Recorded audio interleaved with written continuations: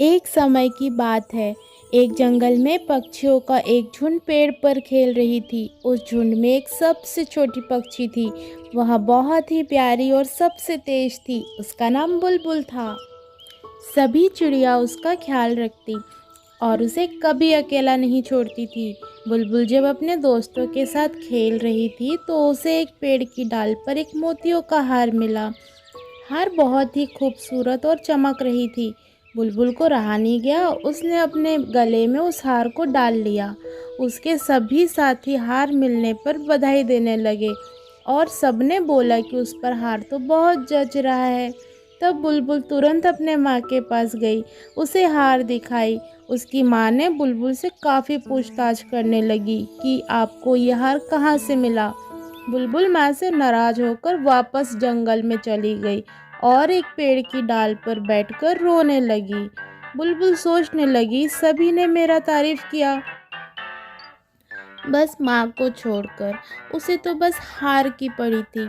एक बार भी माँ ने नहीं बोला कि मुझ पर हार कैसी लग रही है। इतने में कुछ सिपाही वहां आ गए और बुलबुल पर जाल डालकर उसे पकड़कर अपने साथ ले जाने लगे। इधर बुलबुल की माँ उसे ढूंढ रही थी और बुलबुल उसे कहीं नहीं मिल रही थी। वह बहुत परेशान थी। यह सोचने लगी कि आखिर बुलबुल गई तो गई कहाँ। सिपाही बुलबुल को जब अपने साथ ले जा रहे थे तब एक पक्षी ने देख लिया। बुलबुल को सिपाहियों से बचाने के कारण उस निर्दोष पक्षी की सिपाहियों ने हत्या कर दी। यह देख बुलबुल बहुत डर गई और चुपचाप सिपाहियों के साथ चली गई। सिपाही बुलबुल को राजा के दरबार में ले गए। बुलबुल वहां अपने को अकेला पाकर घबरा रही थी।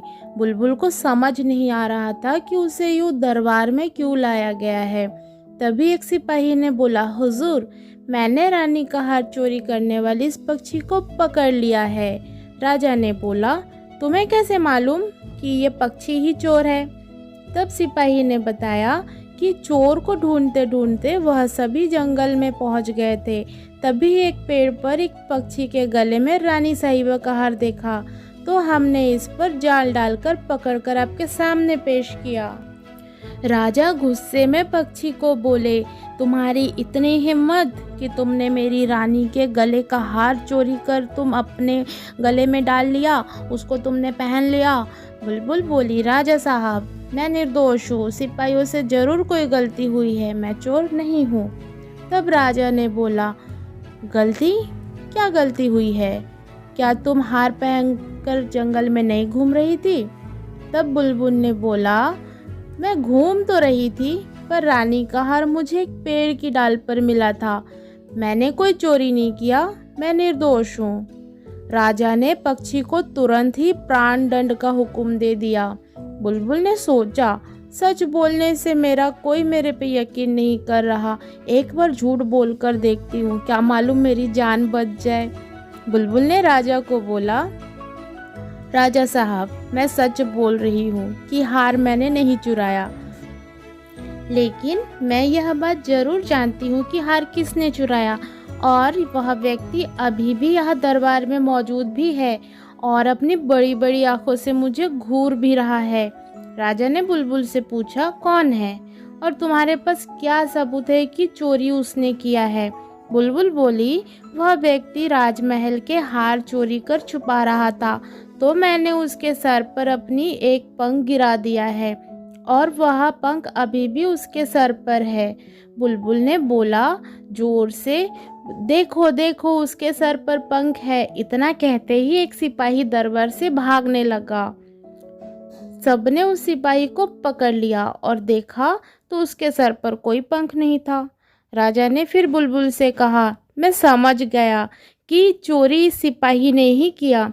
तुमने अपनी बुद्धि से अपनी जान बचाई और असली चोर को भी पकड़ाया है। मैं तुमसे बहुत प्रसन्न हुआ।